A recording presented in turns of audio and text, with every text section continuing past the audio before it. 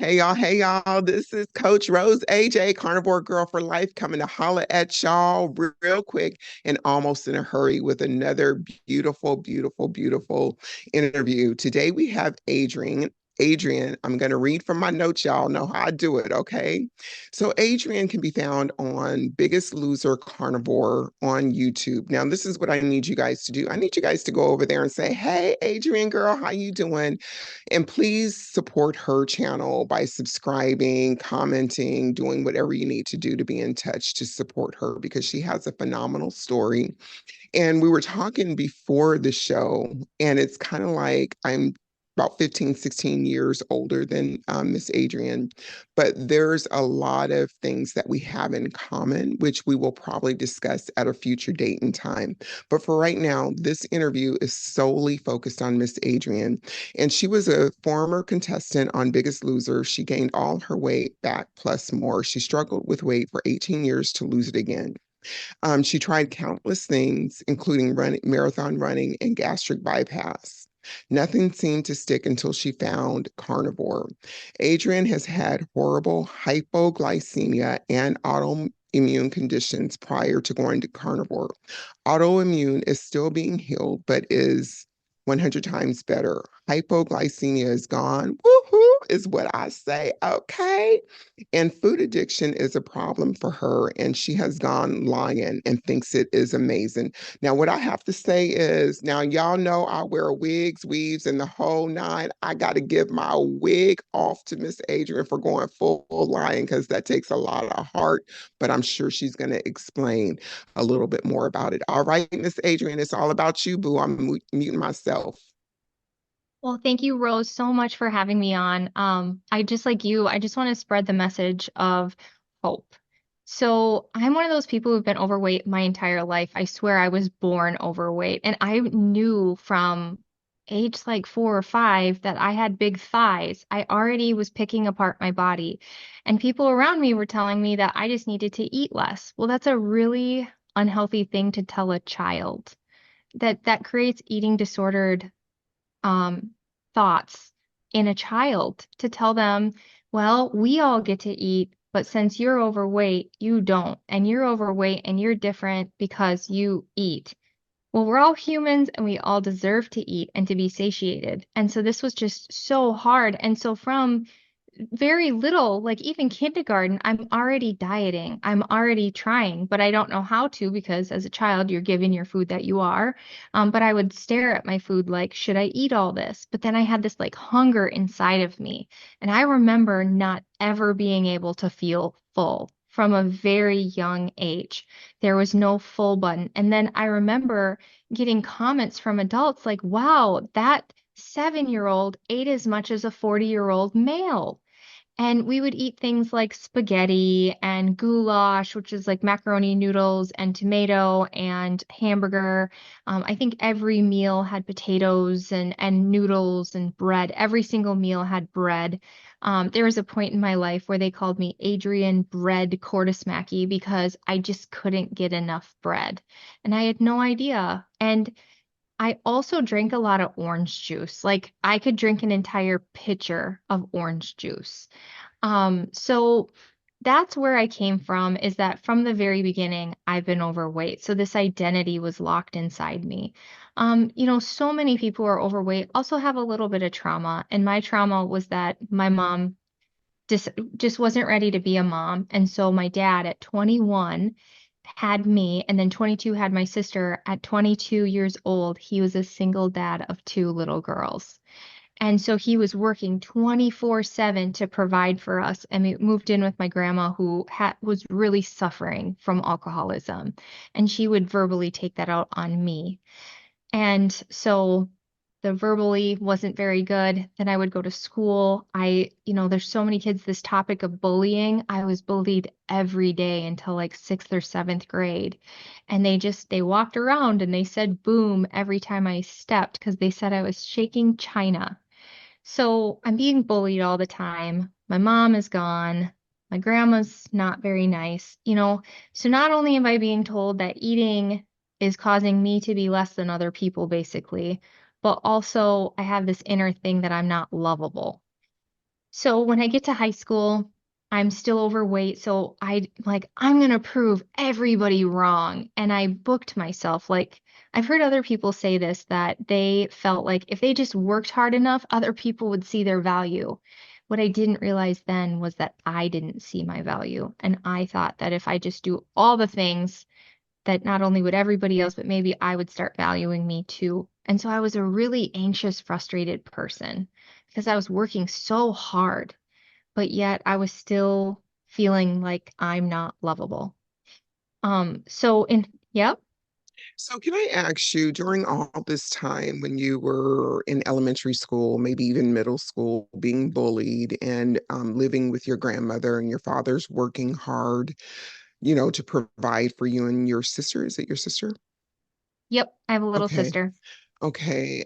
Did you ever like go to a school counselor? Did you report the bullying? Was there any therapy involved? Any sorts of No. And back then, I mean, I remember the aides watching me get pushed over. Remember nobody came to my rescue, honestly. So I just took it and I didn't know where to go. I'm so Yeah, and sorry. No, I'm saying I'm well, so sorry. Yeah. sometimes the tough things build you who you are. And here's the crazy part. I didn't even know that I had it bad. I just thought this was how it was until one day one of my dad's friends looked at me and said, "Wow, Adrian, you have it so rough." And until that moment, I had no idea. I just thought this is just how life is, and I've always I think I've had kind of a gracious heart of looking at the positive and just striving forward. And I think I get that from my dad. Here he got dealt a tough hand. He also lost his dad at 16. So he just lost his dad. He also loses his best friend. His wife leaves him with two little girls. He has no skills. He doesn't have any education. He never went to college. He's living with his mom who's suffering.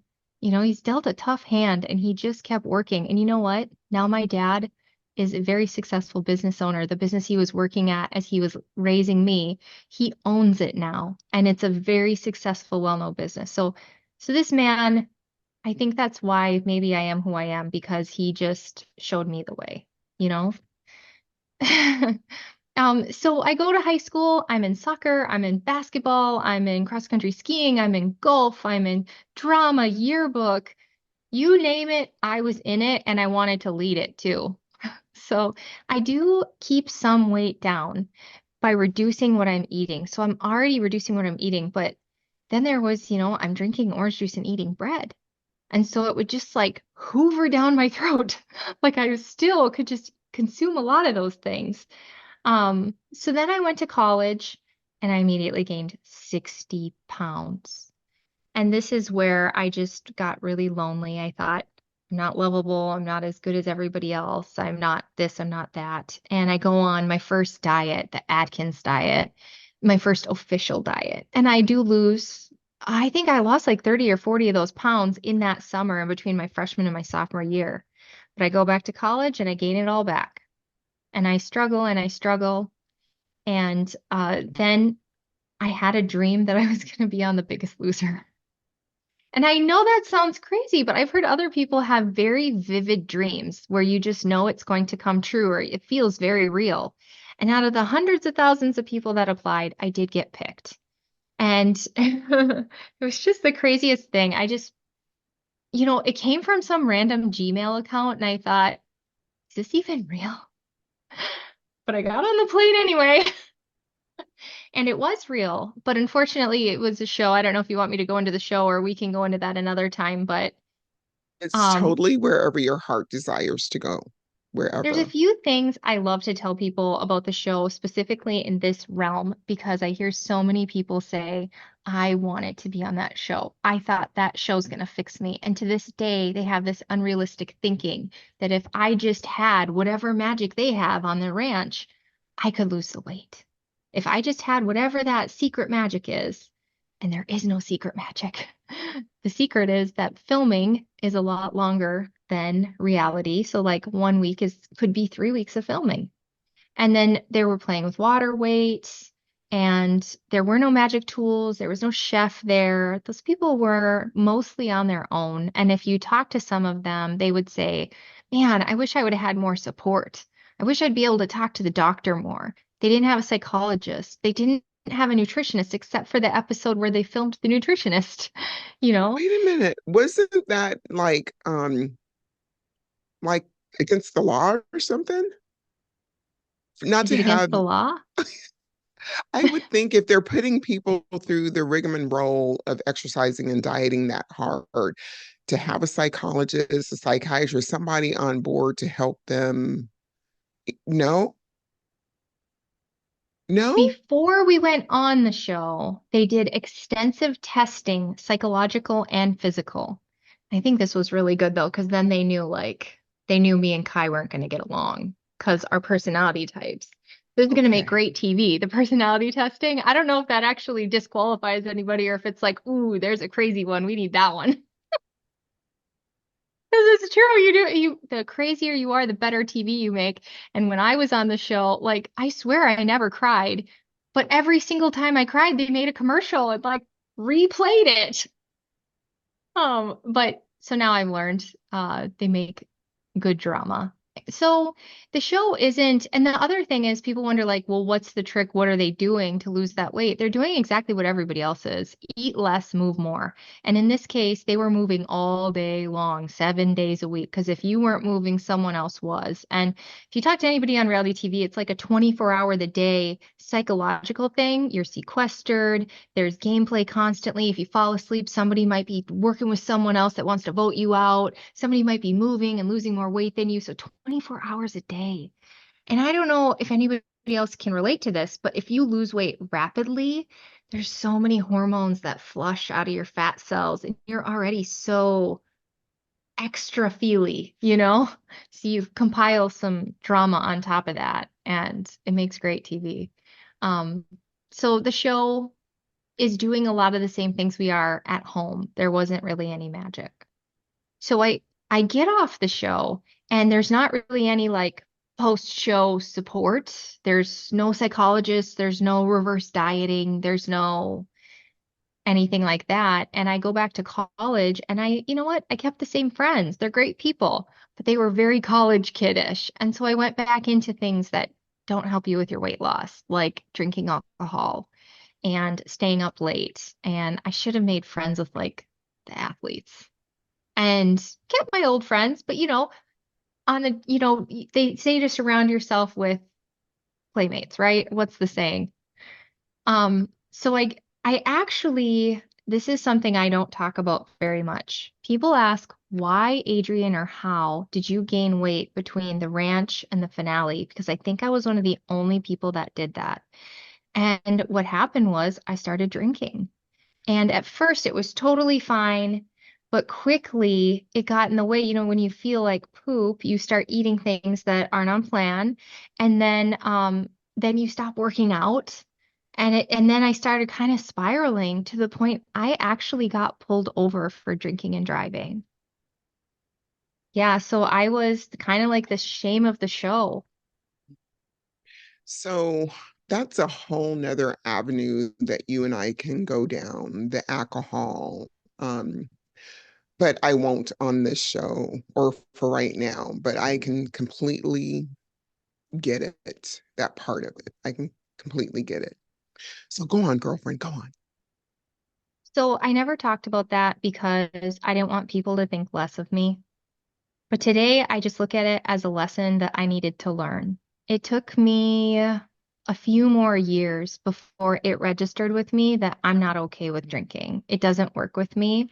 After I had my children, you know how you don't drink when you're pregnant and then you breastfeed, you don't drink while you're breastfeeding. And then if you have some drinks after that, you have no tolerance and it's just ugly. The ugliness just reminded me of my grandma. So after I had my daughter, I had my first two kids back to back. So after I had my daughter, I said, nope, no more alcohol. That was 10 years ago.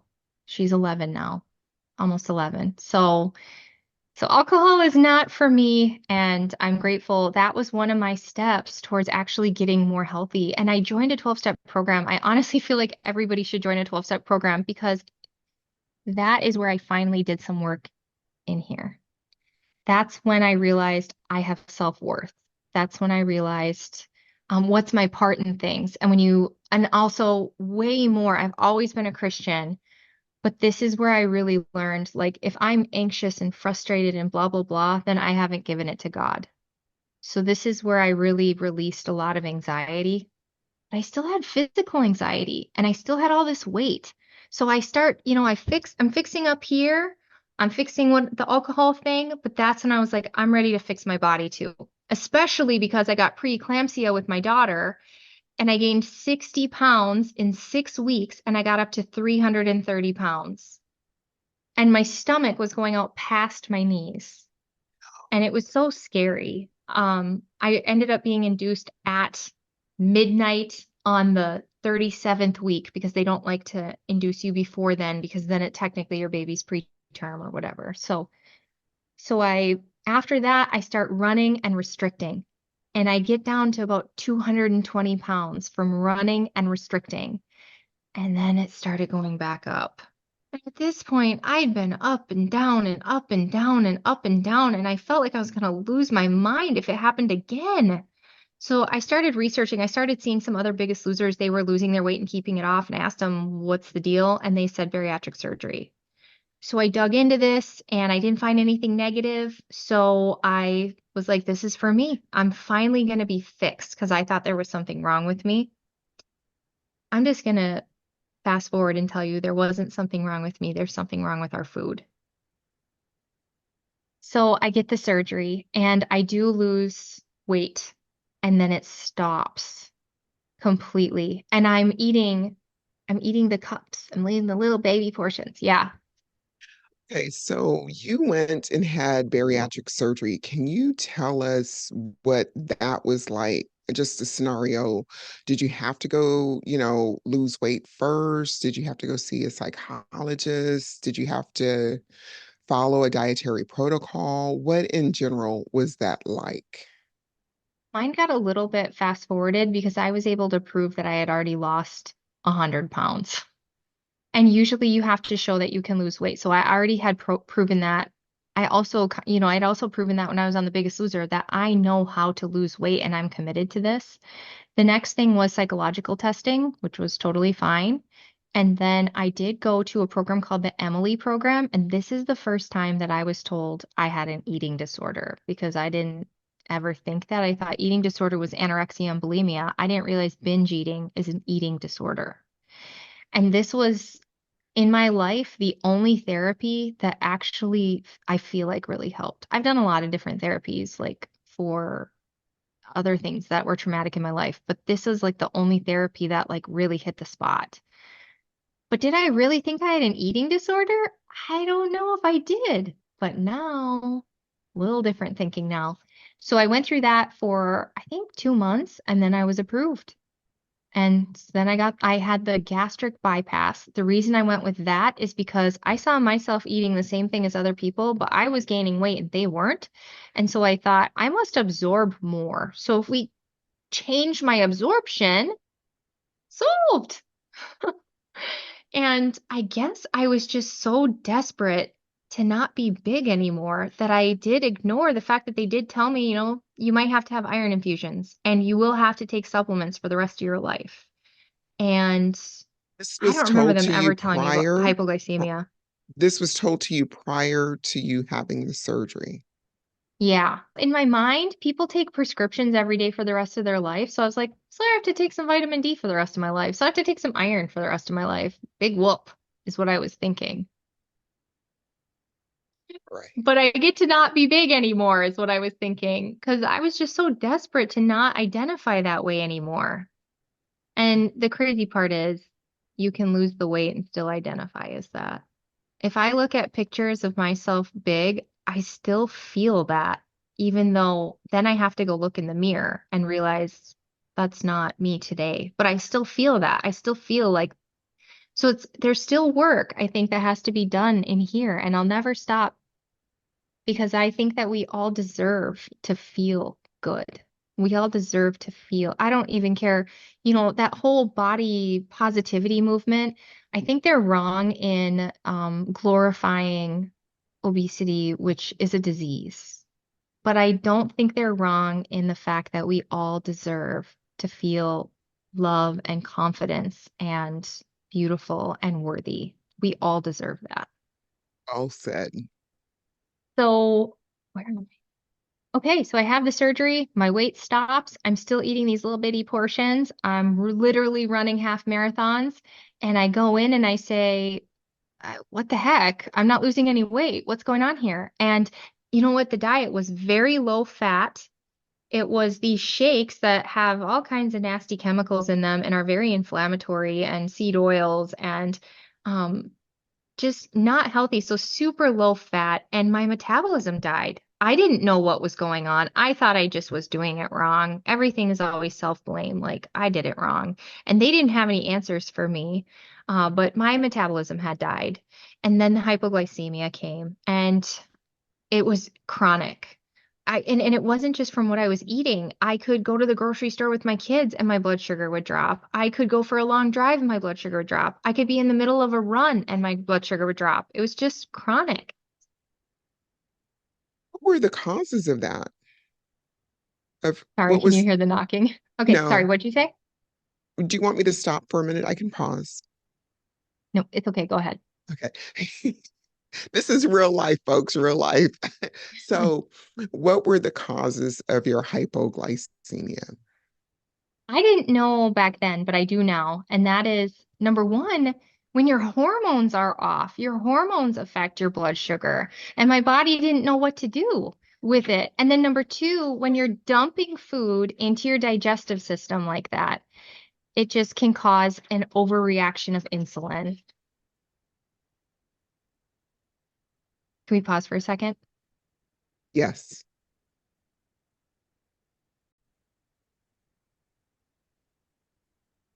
So what had happened was my hormones had gotten so far off that when I was eating, my body wasn't responding appropriately. There was like inflammation going on.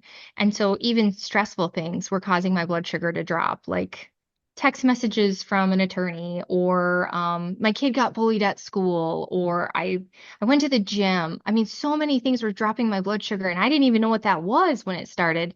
And I quickly learned. So I was already eating low fat and I was eating paleo, I was eating vegetables and meat. So I just made sure not to ever add those other things because I knew too that food could drop my blood sugar. So for 10 years now, I've been on a low carb elimination diet, and even eating those vegetables and the meat, my blood sugar was still dropping, especially with stress. And so it wasn't until I went carnivore that that went away. And I know why. But okay, so my blood sugar keeps dropping. That also halts my weight loss.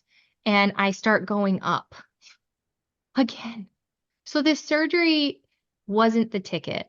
And one of the problems was they didn't test my antibodies. They didn't look into autoimmune conditions. And I'm because I struggled to get pregnant, I didn't have milk with any of my kids, I'm struggling to lose weight. Those are some things that should have been red flags. And then when my weight loss stopped, even though I'm doing all this work, that should have been another red flag. Let's look into autoimmune. The surgery does not fix the root of the issue. So, two things. One, it didn't continually solve the fact that I'm a food addict and I have addictive behavior around food. And number two, it didn't solve the fact that I have underlying conditions, which a lot of us do, including lipedema. I don't have lipedema, but lipedema is another one that the surgery doesn't fix. It doesn't fix autoimmune conditions. And then on top of it, they talk about the hormone reset, the metabolic reset, but if you're overproducing insulin, which a lot of people are, I know other people, a lot of people are, that's a fat storage hormone. And now it's flowing like crazy. And you're trying, and also the diet where you're eating little tiny portions, that's a metabolism killer. So there's no way that this is like a long-term thing for like anybody.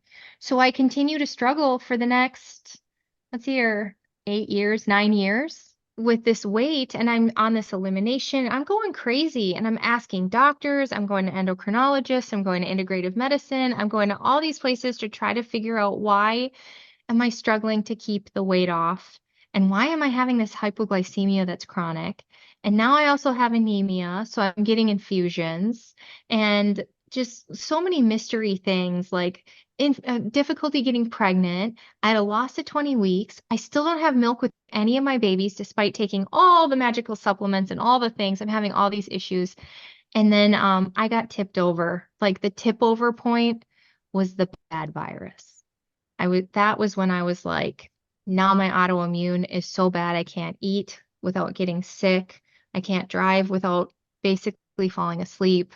I'm having terror. I'm having spins. It was out of control. And that's when my dad, my hero, he said, listen, a lot of people with your condition are going carnivore. You should give that a try. And I thought, are you Your crazy? your dad. My dad, he's my hero. And he said that he knew people that were doing healing their autoimmune with the carnivore diet. And I said, and cut all the veggies? I mean, what more? Like, that's the last thing I have left, you know?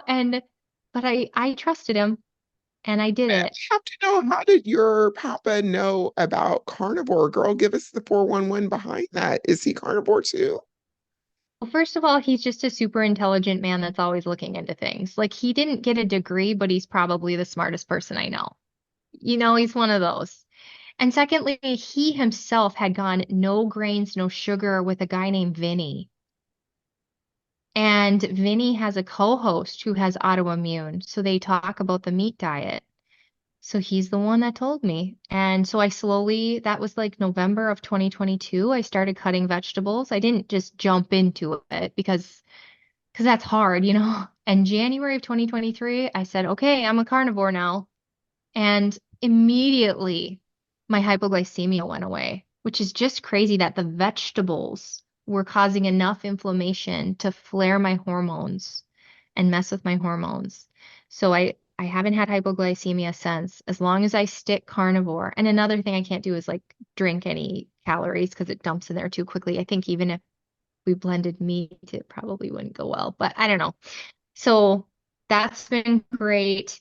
It quickly quieted for a bit that food addiction. When I quit drinking, I remember thinking, man, I wish I could have sobriety with food. That's not exactly how I said it, but that's what I was thinking. You know, when you're an alcoholic, you're a slave to alcohol. And I crossed over to being a slave to food, being a slave to those keto foods, honestly. They were sugar free, they were healthy, but they called to me, and I was never full still. So to get to be full was amazing.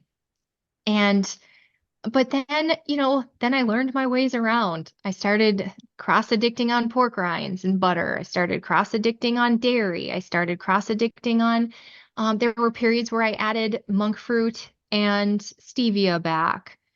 I just sure seemed I could cross addict on egg pancakes, so many things. And I had had enough about a month ago. And I said, well, Dr. Lisa Wiedemann over at the Carb Sober Community Carnivore Doctor, she said, listen, I'll do it with you. Let's do it the day after your birthday. So the day after my 40th birthday, we went lion. And honestly, it's been amazing. And I hope that I stick with it for a long time. I think the only thing I would add at this point would be smoked salmon and sardines because those are really good. They're full of selenium and good oils and they make me feel good. And I don't think I'm addicted to them. So that's So where we are today. what are you eating as far as on the lion, that you what are you eating on the lion that you weren't eating on straight up carnivore? What's the difference? Can you explain that I'm eating a to lot more us? burger patties, which sounded awful at the time, but now I find them very satiating and very fulfilling, and I look forward to them. And there's these ones at Walmart, they're 100% Angus beef, and they come in a box. They're pretty good. I also have just the regular ones too, because I try to save money, you know? So I buy the cheap burgers too, and I just kind of swap them in and out. And then I'm eating a lot of picanha. It's so good. And I look forward to picanha. What's really great about the Lion diet is both picanha and burger patties can be cooked in the air fryer from frozen in 5 minutes. I mean, my life is so easy. What I buy at the grocery store is so easy. Preparing food is so easy and I love it. And you get to be full. Another thing I'm doing is I've been whipping tallow and adding just a touch of salt.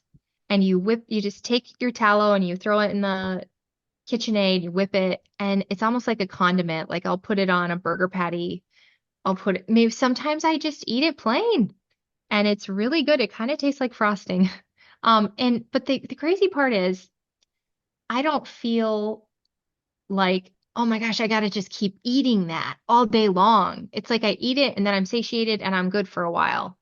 So one problem that I've had with my food addiction is that I just want to snack all day long. And like if I made a big batch of egg pancakes, I would just eat them all day long.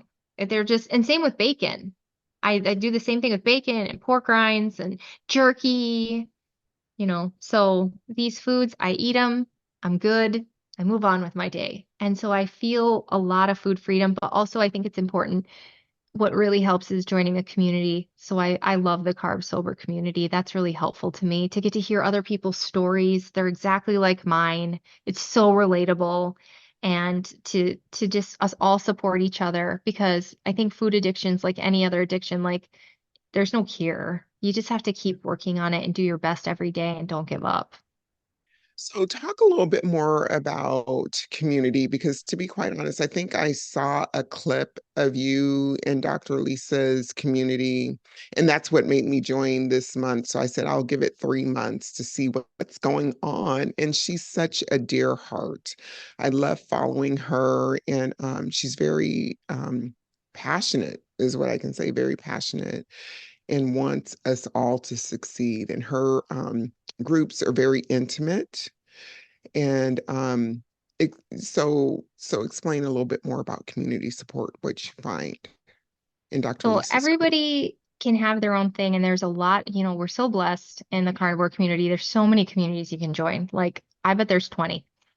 And I've tried other ones, and I like other ones, and I'm part of other ones too. But some of the groups are just so big that you never get to talk and you rarely get to hear from other people, but you get to learn a lot. And I think it's good to get, tips and tricks, and hope. So each group has its own thing, and I think everybody's different, so they need to find what is their ticket. Lisa's group is my ticket because I love to talk. And because I love to hear from the other members. I love to hear from Lisa too, and she always gives us like she always adds stuff, but I love to hear from people just like me too.